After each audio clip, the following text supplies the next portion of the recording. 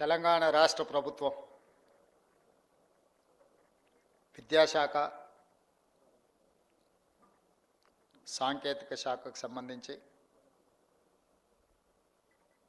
ప్రభుత్వ జూనియర్ కళాశాల లెక్చరర్సు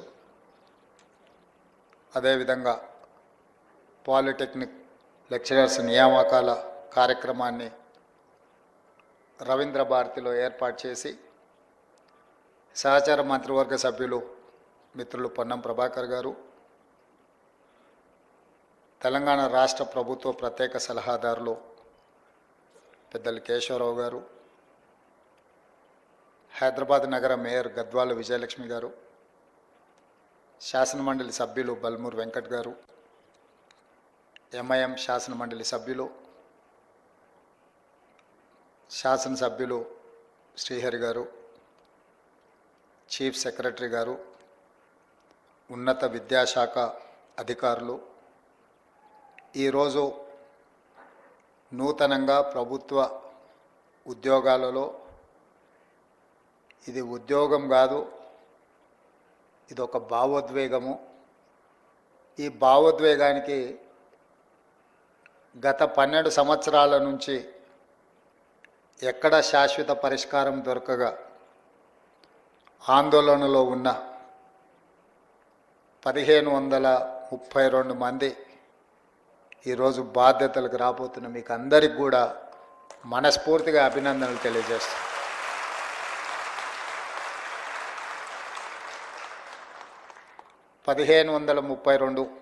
ఇందులో ప్రభుత్వ జూనియర్ కళాశాలకు సంబంధించిన 1292, పాలిటెక్నిక్ కళాశాలకు సంబంధించి 240 మంది అధ్యాపకులు తెలంగాణ యొక్క భవిష్యత్తును, తెలంగాణ విద్యార్థుల యొక్క భవిష్యత్తును, తెలంగాణ రాష్ట్ర పునర్నిర్మాణాన్ని వేగంగా బలిష్టంగా మిగతా రాష్ట్రాల కంటే ముందు బాగానే నిలబడి అభివృద్ధి పదం వైపు నడిపించడానికి మీరందరూ కంకణబద్దులై ఈరోజు రవీంద్ర భారతిలో సమావేశమై ఒక దీక్ష, ఒక ప్రతిజ్ఞ తీసుకుంటున్నందుకు మనస్ఫూర్తిగా మిమ్మల్ని అందరినీ అభినందిస్తున్నా.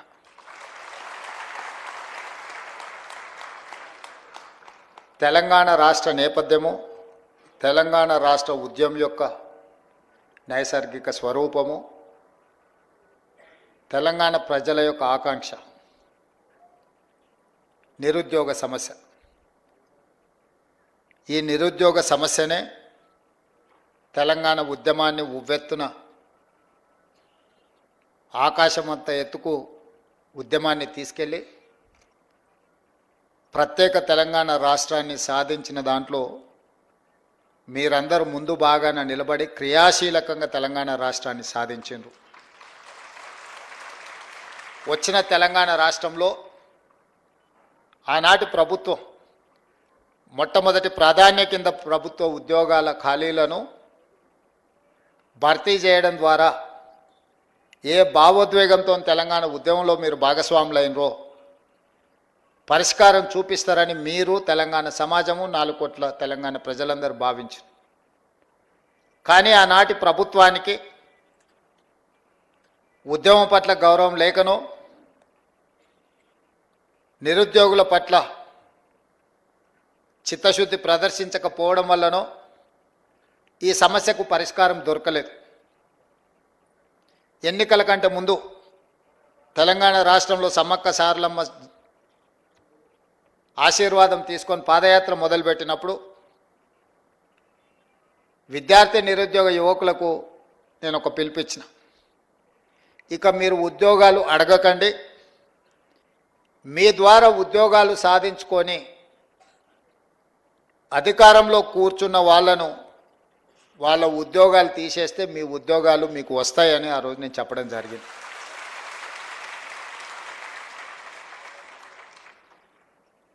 మీరు ఆత్మవిశ్వాసంతో గద్దెనెక్కిన వాళ్ళు విర్రవీగుతుంటే మీరందరూ పట్టుదలతోటి తండ్రి, కొడుకు, బిడ్డ, అల్లుడి యొక్క ఉద్యోగాలను మీరు తొలగించడం ద్వారా ఈరోజు మీ ఉద్యోగాలను మీరు శాశ్వతంగా అందిపుచ్చుకున్నారని చెప్పి నేను సందర్భంగా చెప్పదలుచుకున్నాను. ఈ ప్రభుత్వ ఏర్పాటులో మీ కృషి ఉన్నది, ఈ ప్రభుత్వ ఏర్పాటులో మీ పట్టుదల ఉన్నది.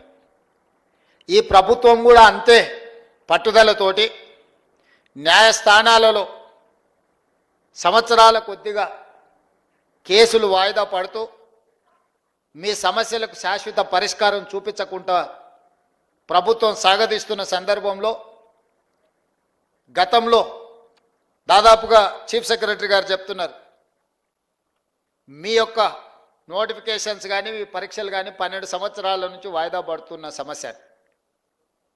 ఈరోజు ఇక్కడ ఉన్నవాళ్ళు 12 సంవత్సరాలు అంటే 22 ఏళ్ళకో 23 ఏళ్ళకో 24 ఏళ్ళ యుక్త వయసులో మీరందరూ పోటీ పరీక్షలు రాసి ఇందులో ఉద్యోగాన్ని సాధించి జీవితంలో స్థిరపడి మీ తల్లిదండ్రులను ఆదుకొని మీ కన్న తల్లిదండ్రులకే కాదు మీరు పెరిగిన ఊరికి ప్రాంతానికి మంచి పేరు ప్రతిష్ట తేవాలని మీరు ప్రయత్నం చేశారు.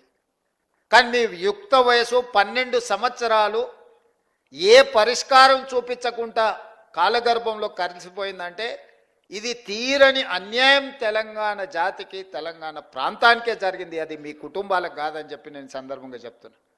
23-24 ఏళ్ళ వయసులో ప్రభుత్వ ఉద్యోగాలకు రావాల్సిన మీరు 35-36 ఏళ్ళ వయసులో వచ్చిరంటే 12 సంవత్సరాలు వృధాగా మీ కాలగర్భంలో కలిసిపోయింది అని అంటే ఒక మనిషి జీవితంలో ఎంత కోల్పోయినట్టో మీ ఉదాహరణనే తెలంగాణ సమాజం అర్థం చేసుకోవాలి.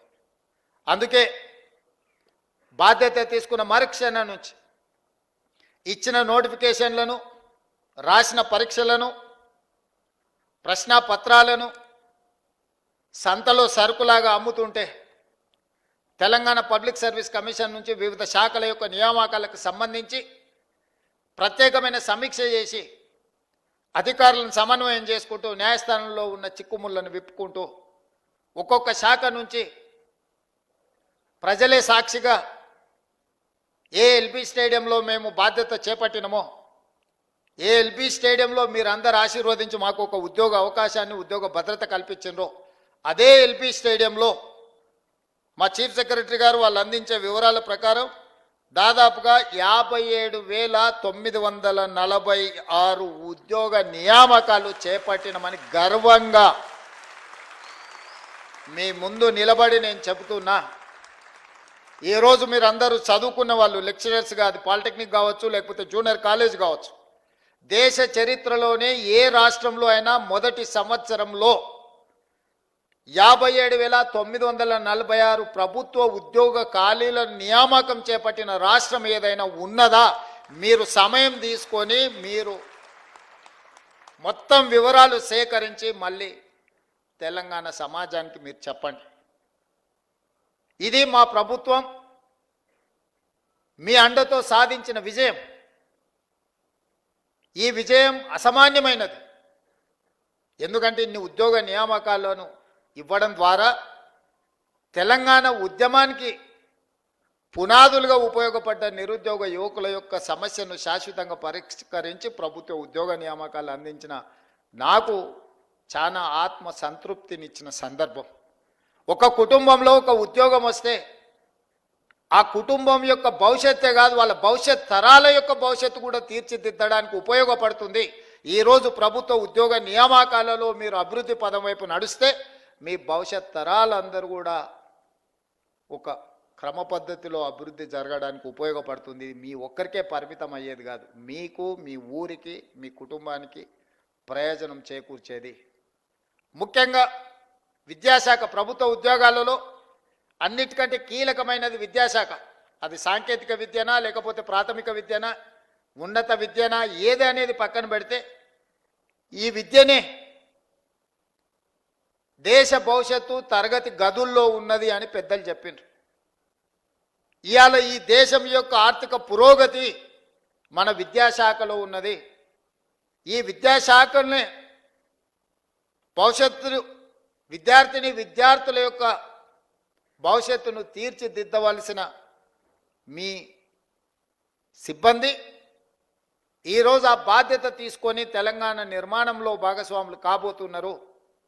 అలాంటి విద్యాశాఖలో ఇచ్చే ఉద్యోగము విద్యాశాఖకు కేటాయించే నిధులు ఖర్చు కాదు, అది భవిష్యత్ తరాల పెట్టుబడి. అందుకే తెలంగాణ రాష్ట్రంలో మొట్టమొదటిసారి 21,650 కోట్ల రూపాయలు విద్యాశాఖకు కేటాయించి విద్యకు మా ప్రభుత్వంలో ప్రాధాన్యత ఉన్నదని చెప్పి మేము ప్రయత్నం చేసినాం.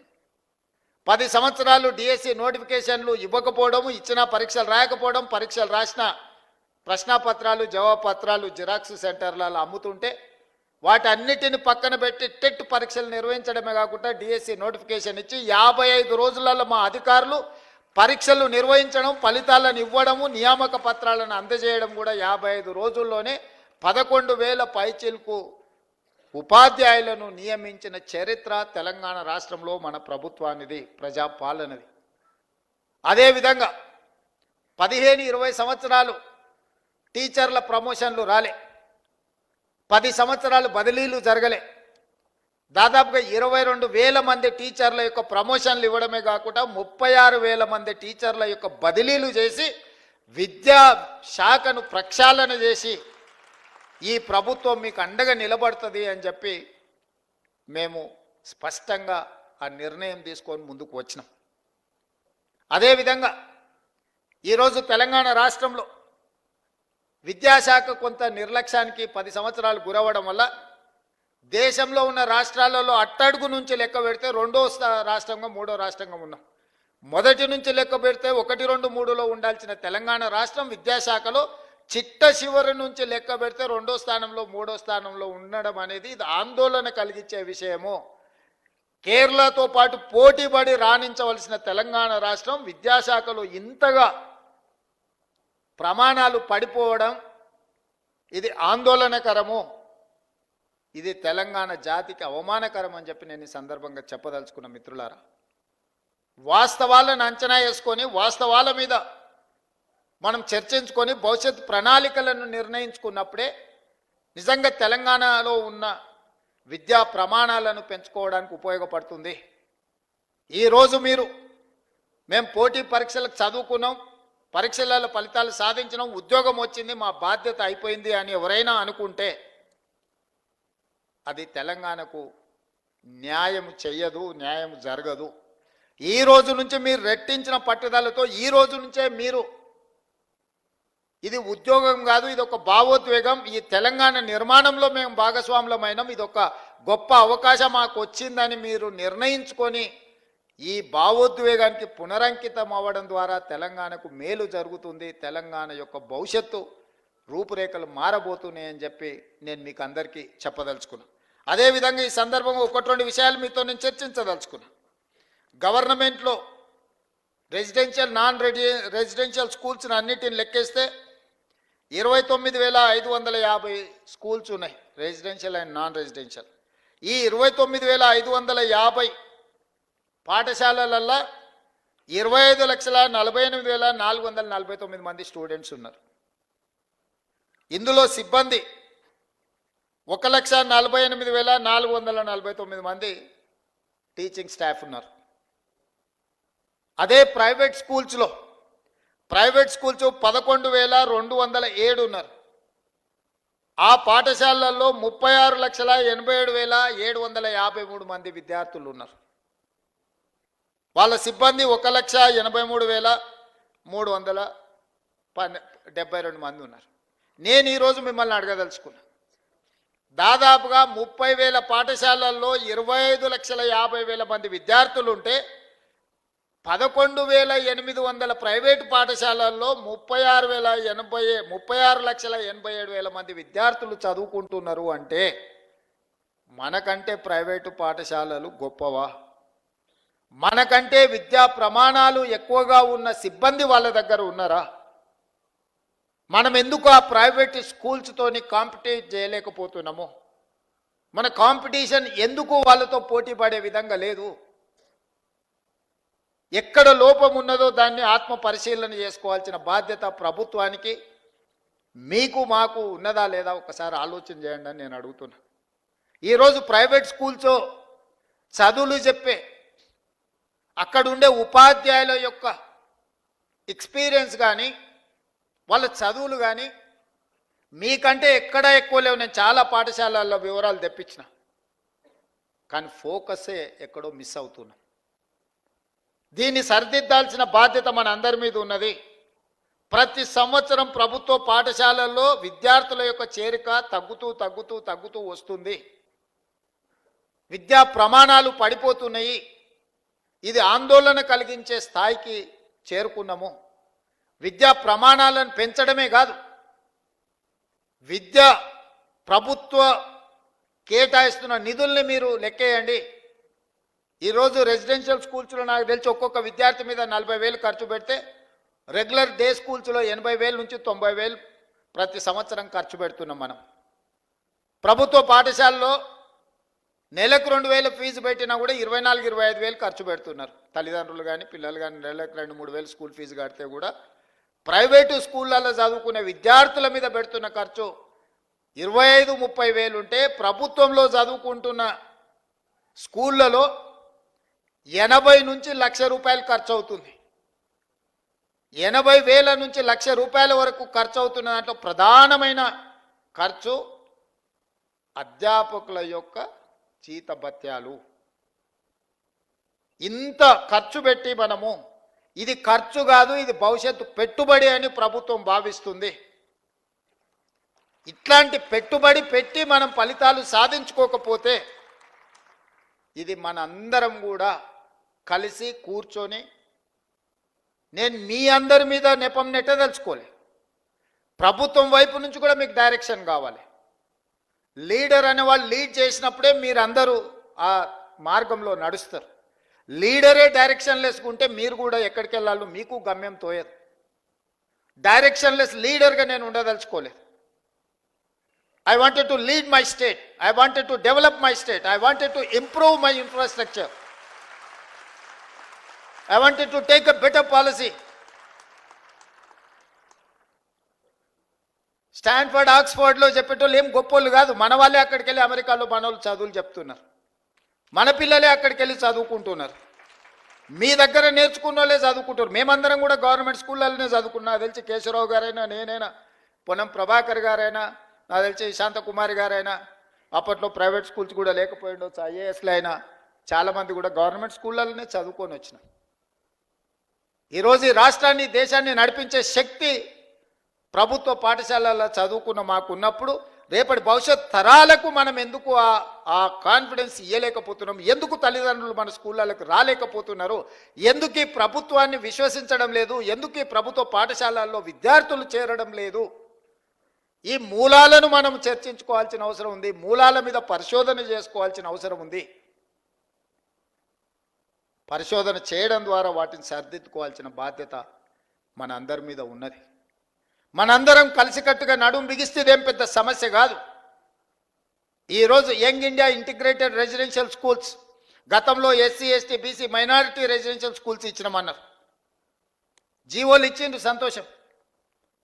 అడ్మినిస్ట్రేటివ్ శాంక్షన్ ఇచ్చిండ్రు, సంతోషం. ఎక్కడైనా ఎస్సీ ఎస్టీ బీసీ మైనారిటీ స్కూల్స్కి ఎక్కడైనా బిల్డింగులు కట్టినరా? ఎక్కడైనా వాళ్ళకి ఏమన్నా కనీస మౌలిక వసతులు ఉన్నాయా? మూసేసిన పోల్ట్రీ ఫామ్లలోనో లేకపోతే 4 గదులు ఎక్కడైనా కొన్ని రాజకీయ పార్టీల లీడర్లు కట్టుకున్న దాంట్లో కిరాయికి పెట్టించి ఆ పిల్లల భవిష్యత్తును అంతా సర్వనాశనం చేసిండ్రు. అందుకే ఈరోజు each and every assembly constituency మొన్ననే 58 యంగ్ ఇండియా ఇంటిగ్రేటెడ్ రెసిడెన్షియల్ స్కూల్స్కి దాదాపుగా 11,500 కోట్ల రూపాయలు. ఒక్కొక్క క్యాంపస్ 20 నుంచి 25 ఎకరాలల్లో 200 కోట్ల రూపాయలతోని 100 అసెంబ్లీ కాన్స్టిట్యున్సీలలో 100 యంగ్ ఇండియా ఇంటిగ్రేటెడ్ రెసిడెన్షియల్ స్కూల్స్ని మన ప్రభుత్వం నిర్ణయం తీసుకున్నది. రాబోయే 3 సంవత్సరాలలో 25 నుంచి 30,000 కోట్ల రూపాయలు ఇన్ఫ్రాస్ట్రక్చర్ క్రియేట్ చేసి ఒక అద్భుతమైన ఇన్ఫ్రాస్ట్రక్చర్ ఇవ్వడం ద్వారా విద్యా ప్రమాణాలను పెంచాలి అని ఈరోజు ప్రభుత్వం ప్రయత్నం చేస్తుంది. ఇవాళ ఇంజనీరింగ్ స్టూడెంట్స్ వెరీ అన్ఫార్చునేట్, ప్రతి సంవత్సరం 1,10,000 మంది ఇంజనీరింగ్ గ్రాడ్యుయేట్స్ తెలంగాణ రాష్ట్రం నుంచి పాస్ అవుతున్నారు. అందులో 10% కూడా ఉద్యోగాలు వస్తలేవు. దాదాపుగా 1,00,000 మంది ఇంజనీరింగ్ గ్రాడ్యుయేట్స్ ఉద్యోగాలు దొరకక ఊరికెళ్తే తల్లిదండ్రులకు భారం అవుతామని, నగరంలో చదువుకున్న చదువు కాబట్టి ఇతర ఉద్యోగాలు చేయలేక కుటుంబాలు క్షోభను అనుభవిస్తున్నాయి. చాలామంది నా దగ్గరకు వస్తారు, సార్ మా పిల్లవాడు ఇంజనీరింగ్ చదువుతున్నాడు, ఏదైనా ఉద్యోగం చూడు సార్, నువ్వు ముఖ్యమంత్రి కదా, నా కొడంగల్ నియోజకవర్గం నుంచి వస్తారు. ఏంద్రా అంటే నేను కంప్యూటర్ సైన్స్ చదువుకున్నా అంటాడు. దాంట్లో ఎవరి దగ్గర కన్నా ఉద్యోగానికి మావాడిని అంటే వాడు ఇంటర్వ్యూ పోతే బేసిక్స్ కూడా లేదు. ఇతర సాంప్రదాయకబద్ధమైన ఇంజనీరింగ్ చదవడం లేదు, సివిల్, మెకానికల్, ఎలక్ట్రికల్. ప్రతి వాళ్ళు కంప్యూటర్ సైన్స్ చదువుకోవాలి, అమెరికాకి వెళ్ళాలి, డాలర్లు సంపాదించాలి, కుటుంబాన్ని పోషించాలనే ఒక పట్టుదల లక్ష్యం బాగానే ఉంది. ఎంతమందికి కంప్యూటర్ సైన్స్లో ఉద్యోగాలు వస్తాయి? ఎంతమంది అమెరికాకు పోగలుగుతారు? ఎంతమంది నిజంగా అంత సాంకేతిక నైపుణ్యాన్ని సాధిస్తున్నారు? అందుకే ఈరోజు సర్టిఫికెట్ ఉండడం వేరు, సాంకేతిక నైపుణ్యం ఉండడం వేరు, ఉద్యోగ అవకాశాలను అందిపుచ్చుకోవడం వేరు. వీటన్నిటిని గమనించి యంగ్ ఇండియా స్కిల్స్ యూనివర్సిటీ అని ఈ దేశంలోనే మొట్టమొదటిసారి పబ్లిక్ ప్రైవేట్ పార్ట్నర్షిప్లో యంగ్ ఇండియా స్కిల్స్ యూనివర్సిటీని సాంకేతిక నైపుణ్యాన్ని పెంపొందించే విధంగా మల్టీనేషనల్ కంపెనీలు, లిజెండ్స్ ఇన్ కార్పొరేట్ సెక్టర్ వాళ్ళనే బోర్డ్ ఆఫ్ డైరెక్టర్స్గా తీసుకున్నాం.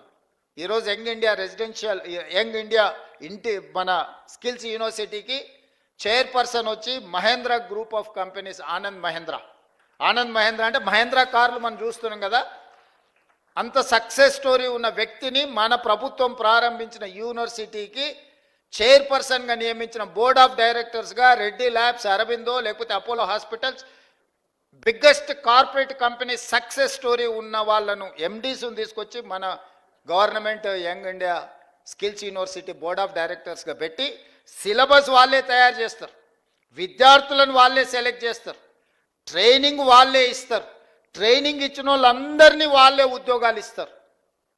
ప్రభుత్వం ఫెసిలిటేటర్గా మాత్రమే ఉంటుంది, ప్రభుత్వం పాత్ర లేదు. 60 ఎకరాలు ఇప్పుడు ఫ్యూచర్ సిటీలో ఇచ్చి దాదాపుగా వాళ్లకు ఈరోజు 20 లక్షల స్క్వేర్ ఫీట్లో యూనివర్సిటీ కట్టి 600 కోట్ల రూపాయల కార్పస్ ఫండ్, గవర్నమెంట్ పైసలు కాదు, కార్పొరేట్ కంపెనీల సిఎస్ఆర్ ఫండ్స్, కార్పస్ ఫండ్ అంటే ఆ యూనివర్సిటీ నడుపుకోవడానికి అవసరమైన నిధులను ఒక 600 కోట్ల రూపాయలు వాళ్ళ బ్యాంకులో పెట్టి ఆ విద్యార్థుల యొక్క భవిష్యత్తుకు ఆ నిధులు వాళ్ళు ఖర్చు పెట్టుకునే మొత్తం పవర్స్ అన్ని వాళ్ళకి ఇచ్చేసి ఈరోజు యంగ్ ఇండియా స్కిల్స్ యూనివర్సిటీని తెలంగాణ రాష్ట్రంలోనే దేశానికి ఆదర్శంగా ఉండే విధంగా ఈరోజు మనం నిర్ణయం తీసుకున్నాం.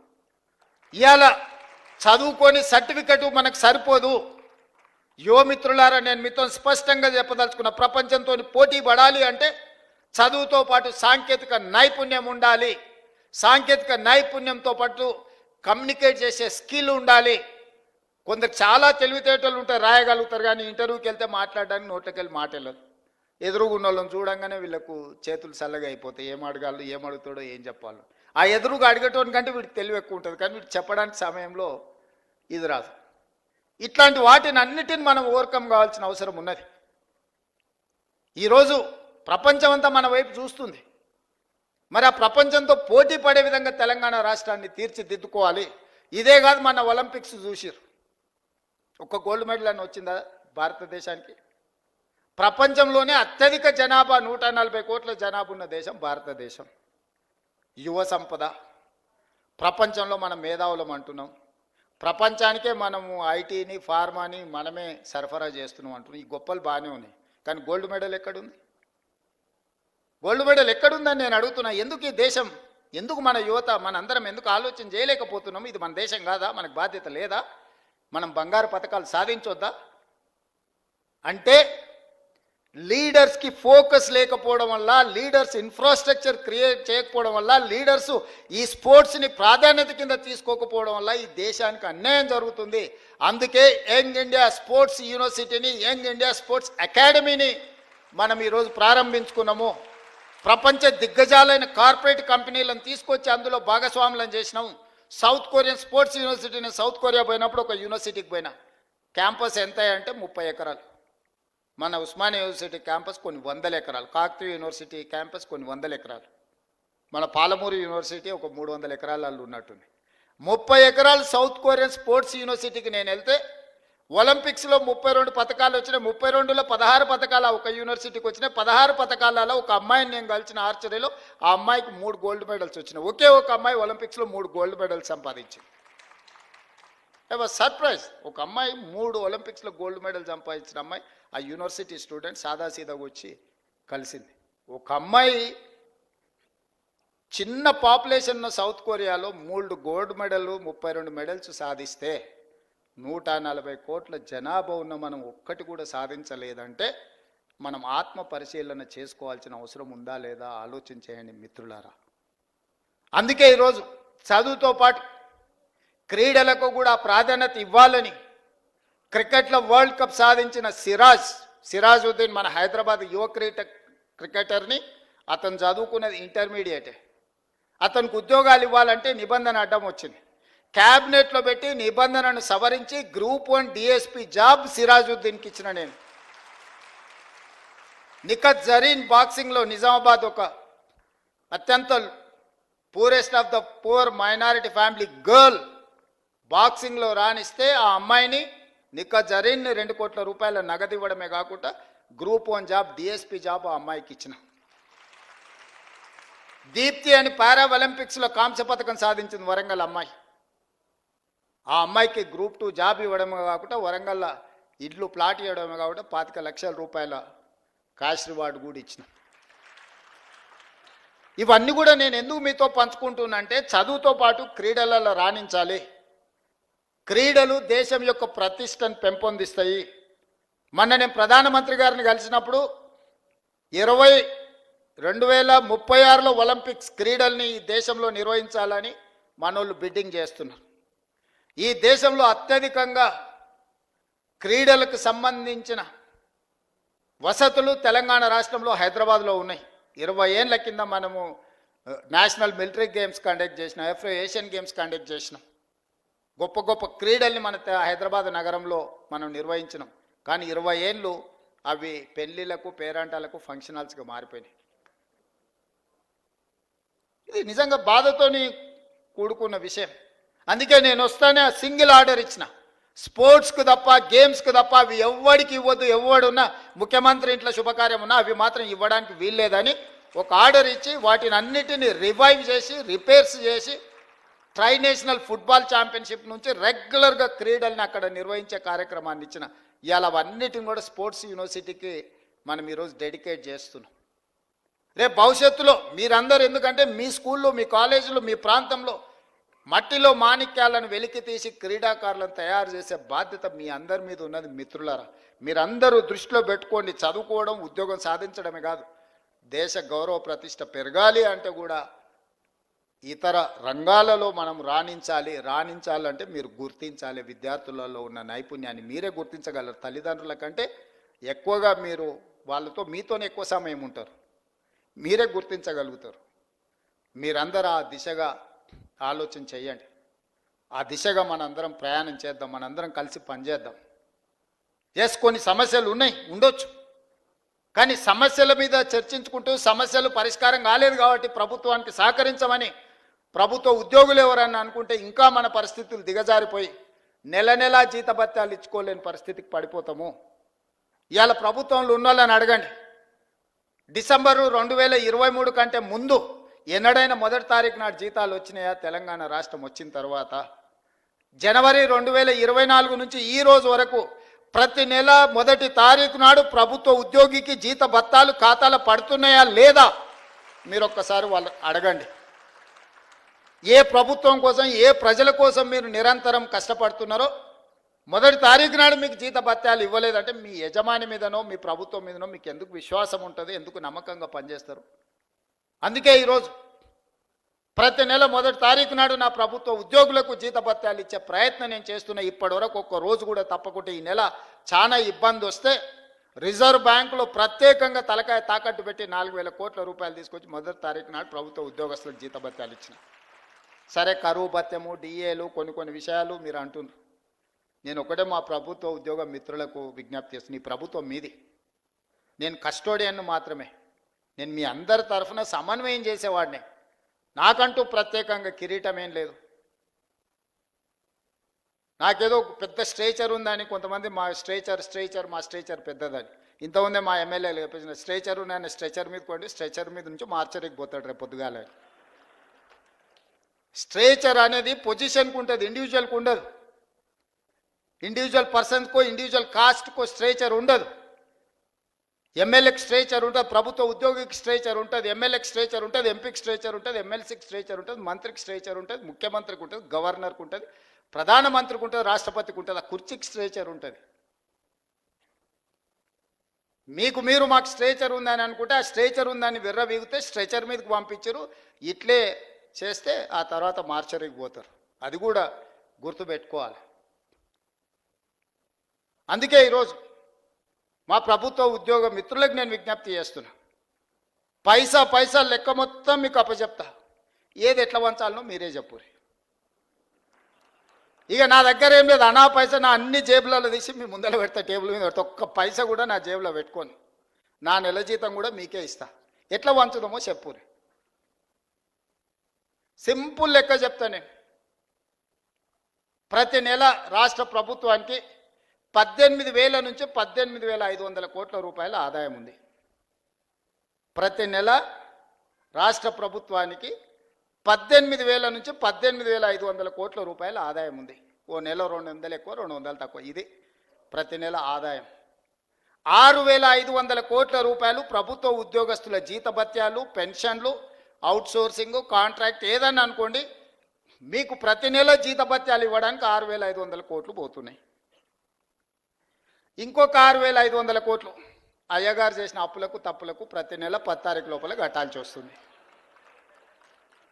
7 లక్షల కోట్ల అప్పులు చేసిండు, కాళేశ్వరం లాంటి తప్పులు చేసిండు. ఈ రెండింటి కలిపి, అప్పులకు తప్పులకు కలిపి, ఇష్టం ఉన్నా లేకపోయినా, నాకు నచ్చినా నచ్చకపోయినా ఆయన నాకు ఇచ్చిన నజరానా ఏందయ్యా అంటే ప్రతి నెల 6,500 కోట్ల రూపాయలు నేను అప్పులోకి కట్టాల్సిందే. నేను ఒక పూట ఉపాసం పండినా బ్యాంకులో, రిజర్వ్ బ్యాంకులో పడంగానే వాళ్ళే గుంజుకుంటారు, నన్ను అడగను కూడా అడగరు. ఇది ఒక డబ్బా నా ఆదాయం.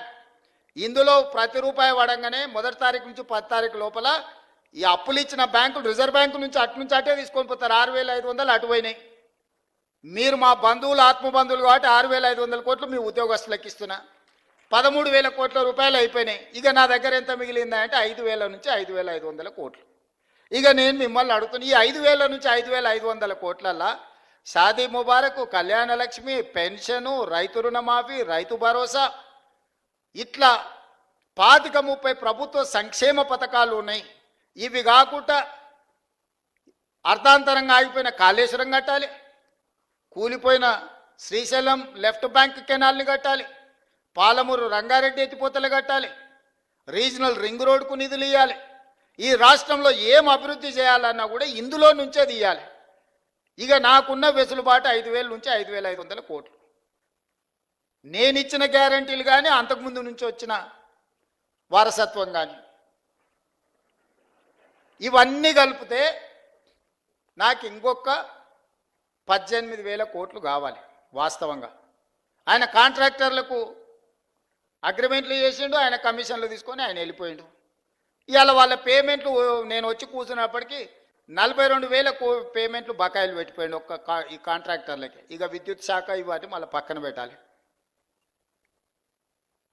అట్లా నేను మినిమం వెల్ఫేర్ ఉన్న వాటిని ఒక మాదిరిగా నడపాలంటే నాకు 22,000 కోట్లు కావాలి.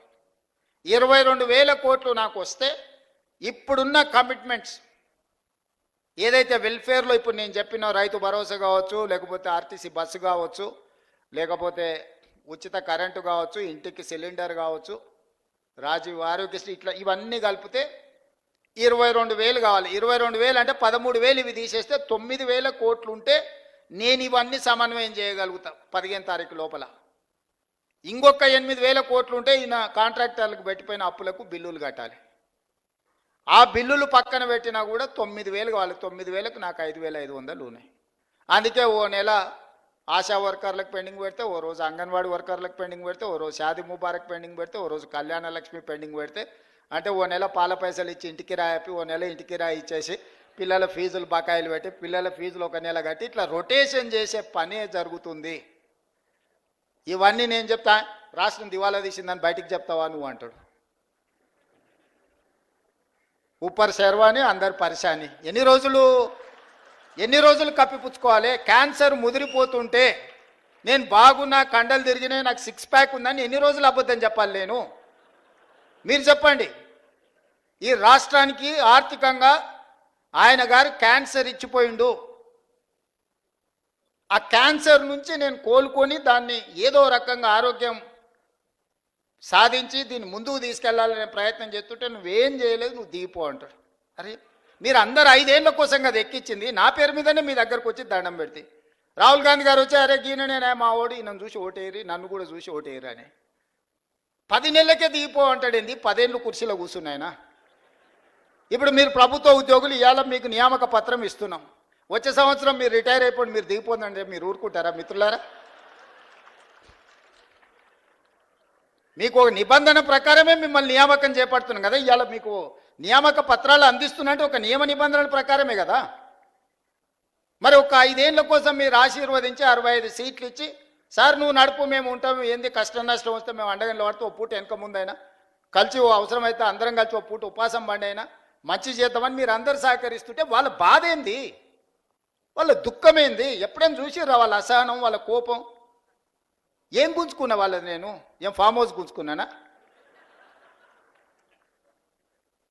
ఈ కుర్చీ కూడా మీరు గుంజుకొని నాకు ఇచ్చారు, నేనేం గుంజుకోలేదే. మీరు అందరు కలిసి ఇక లాభం లేదా, నువ్వు దిగు, ఇక నువ్వు ఉన్నా ఒకటే లేకున్నా ఒకటే, పోతేంత ఉంతేంత అని చెప్పి దించి మీరు అప్పచెప్తారు. నేను పని చేయనియాలి కదా నన్ను. ఇప్పుడు నన్ను పని చేయనిస్తేనే కదా ఇవాళ వీడికి వచ్చి మీ ముందు నిలబడి మీ నియామక పత్రాలు ఇవ్వగలిగిన కదా. ఆయన 12 ఏళ్ళలో చేసినట్టే నేనెందుకు చేయడానికి అవకాశం వస్తుండే? ఆయన పాలమూరు రంగారెడ్డి ఎత్తిపోతలు పూర్తి చేసి ఇవాళ నేను కొట్లాడాల్సిన అవసరం ఎందుకుంది? ఎస్ఎల్బిసి 2005-6లో మొదలుపెట్టింది, 2026 వచ్చినా పూర్తి చేయనందుకే కదా నేను మనం మొదలు పెడితే ప్రమాదం జరిగి 8 మంది ప్రాణాలు కోల్పోయినరు. భీమా, నెట్టంపాడు, కోయిల్ సాగర్ ఏదైనా ఆనాడు మేము కట్టిన శ్రీశైలం, నాగార్జున సాగర్, శ్రీరామ్ సాగర్ ఏ ప్రాజెక్ట్ అయినా చూడండి, 60 ఏళ్ళు 70 ఏళ్ళ నుంచి నిటారుగా నిలబడి ఎన్నో తుఫాన్లకు ఎన్నో భూకంపాలకు తట్టుకొని నిలబడ్డ ప్రాజెక్టులు మేము కడితే ఆయన గారు 1,00,000 కోట్లు పెట్టి కాళేశ్వరం కడితే కట్టుడు కూలుడు 2 అయిపోయినాయి. పనిమంతుడు పందిరేస్తానంట కుక్కతోక తలిగి కూలిపోయిందంట. దానికి మేము కాళేశ్వరం కట్టినాం, మేము కాళేశ్వరం కట్టాం. అది కాళేశ్వరం కాదురా నాయన, కూలేశ్వరం ఎప్పుడో కూలిపోయింది. ఆయన ఏ మాత్రం సిగ్గుపడకుండా అబద్ధాలు మొత్తం ఫ్యామిలీ ప్యాకేజ్లో అబద్ధాలు మాట్లాడతారు. ఒక్కడనే ఏమన్నా చక్కగా మాట్లాడతారు అంటే మీరు చూడురి. సరే ఇవన్నీ నేను చూసుకుంటా, పిల్లల భవిష్యత్తు మీరు చూసుకోరు. నా కోరిక ఒక్కటే, రేపటి నాయకత్వాన్ని ఇవ్వాల్సింది మీరే. ఆనాడు మాకు చదువులు చెప్పిన సార్లు మాకు చదువు నేర్పినారు కాబట్టి ఈరోజు ఈ రాష్ట్రానికి మేము నాయకత్వాన్ని ఇవ్వగలిగినాం. మేము ప్రభుత్వ పాఠశాలల్లో చదువుకొని వచ్చినాం, గ్రామీణ ప్రాంతం నుంచి వచ్చినాం, పల్లెటూరు నుంచి వచ్చిన వాళ్ళు. మేమేం ఆకాశం నుంచి ఊడిపడలే, అమెరికాలో చదువుకోలే, ఇక్కడనే చదువుకున్నాం, ఇక్కడ గవర్నమెంట్ స్కూళ్ళనే చదువుకున్నాం. కానీ ఈరోజు ఓ బాధ్యత నెరవేరుస్తున్నాం, దీంట్లో ముందుకు వెళ్తాం. ఇందులో ఇట్లాంటి ఒడిదుడుకులు వచ్చినప్పుడు మేము ఎదుర్కొంటాం, అవసరమైనప్పుడు మీరు సహకారం అందిద్దురు. రేపటి భవిష్యత్ తరాలను నిర్మించడానికి మీ సహకారం అవసరం మిత్రులారా. కొన్నిసార్లు ఏదైనా అటు ఇటు పూట వెనక ముందు ఆలస్యమని, ఇది మన కుటుంబము. మన కుటుంబంలో నెల జీతం సరిపోనప్పుడు మనం ఎట్లయితే సమన్వయం చేసుకొని ఓసారి ఇంటికి రాయి 4 రోజులు, ఓసారి పాల పైసలు, ఓసారి పిల్లల ఫీజులు, ఓసారి ఆ దవాఖాన ఖర్చులు, ఓసారి పండుగ కొత్త బట్టలు కొనుక్కోకుండా కూడా పాత వాటినే ఉతికి ఇస్త్రీ చేసుకొని మంచిగా దొడుక్కుంటాం. వీళ్ళు ఎదురుగున్నోళ్ళు ఏమన్నా అనుకుంటారేమో. ప్రభుత్వం కూడా గింతే, ఇదేంది లేదు. మీ కుటుంబం నా కుటుంబం ఏందో ఈ ప్రభుత్వం కూడా మందే. అనా పైసతో సహా అన్ని లెక్కలు మీ ముందర పెడతా, మీరే ఒక కమిటీ వేసుకోండి, రాండ్రి కూర్చొని అన్నీ మీకు అప్పచెప్తే ఏది వంచుతారో మీరు సిట్టి రాసిస్తే ఆ సిట్టి ప్రకారం రాబోయే 12 నెలలు మొత్తం అట్నీ చేస్తా. ఒక్క రూపాయి కూడా దాచిపెట్టను, ఒక్క రూపాయి కూడా నేను అబద్ధం చెప్పను. అబద్ధాలతోని తాతల ముత్తాతల పేర్ల మీద ఎవరి పిల్లలో చచ్చిపోతే ఇంత దూరం నేను రాలే. కష్టాన్ని నమ్ముకొని వచ్చినా, ఉన్నది ఉన్నట్టు చెప్పి ఇంత దూరం వచ్చినా. ఈరోజు ఇక్కడికి చేరుకున్నా అంటే కష్టము, నిజం మాట్లాడడం ఈ రెండే మీరు ఆశీర్వదించి ఇక్కడికి ఇచ్చారు. ఇక్కడికి వచ్చిన తర్వాత అబద్ధాల ప్రాతిపదికన రాష్ట్రాన్ని నడపదలుచుకోలేదు మిత్రులారా. కష్టమైన నష్టమైన మీకు చెప్పి, మీకు వివరించి, మీ అనుమతి తీసుకొని ఏం చేయమంటే అది నేను చేస్తా. నాకేం చేసేది ఉంది? ఒక్క రూపాయి కూడా ఇంటికి తీసుకెళ్ళాను. నేను చెప్తున్నా, ఏంది లేదు, ఒక బిడ్డ ఉన్నది, పెళ్ళైంది, వాళ్ళు మంచిగా ఉన్నారు, నాకు వయసు ఉంది, కాళ్ళు చేతులు బాగున్నాయి, ఓపిక ఉంది. 20 ఏళ్ళు ఈ తెలంగాణ సమాజ నిర్మాణం కోసం నేను పనిచేస్తా. మీరు అందగా నిలబడుండ్రి, వచ్చినోళ్ళే కాదు ఉన్నోళ్ళకు కూడా చెప్పుండ్రి, ఇది మన ప్రభుత్వం, దీన్ని రక్షించుకోవాల్సిన బాధ్యత మన మీద ఉంది. మిమ్మల్ని ఎమోషనల్గా డ్రైవ్ చేసి నిన్న మన సర్పంచ్లను కొంతమంది ధర్నా అన్నారు, మా బిల్లులు రాలేదన్నారు. ఎప్పటివా అని అడిగిన, 3 ఏళ్ళ కింది సార్ అన్నారు. 3 ఏళ్ళ కింది ఎవడు ఉండేనే? వాళ్ళ గురువు గారే ఉండే కదా. వాళ్ళ గురువు గారు నిండా ముంచిపోతే నేను ఒకటొకటి కట్టుకుంటూ వస్తున్నా. సర్పంచ్లకు బిల్లులు ఇవ్వాలి కదా ఆయన అంటాడు. తాటి చెట్టు లెక్క పెరిగింది కానీ అవగిందంత అవగాహన కూడా లేదు. ఆయననే కదా ఆర్థిక మంత్రి ఉన్నది, ఆయన ఇస్తా అంటే నేను వద్దానా? అంటే ఇట్లాంటివి సమయానుకూలంగా ప్రజలు మర్చిపోతారు అనుకొని మనల్ని భ్రమలలో పెట్టి ఏదైతే చేయాలనుకుంటుందో అది కుదరదు, అది అట్లా మంచిది కాదు. జాగ్రత్తగా మన అందరం కలిసి ముందుకు వెళ్దాం, ఈ రాష్ట్రాన్ని కాపాడుకుందాం, ఈ రాష్ట్రాన్ని దేశానికి ఆదర్శంగా తీర్చిదిద్దుదామని తెలియజేస్తూ మీ అందరి దగ్గర సెలవు తీసుకుంటున్నా. ధన్యవాదాలు మిత్రులు. తెరిచిన పుస్తకం మన రేవంత్ రెడ్డి గారు ఒక తెలంగాణ తేజంగా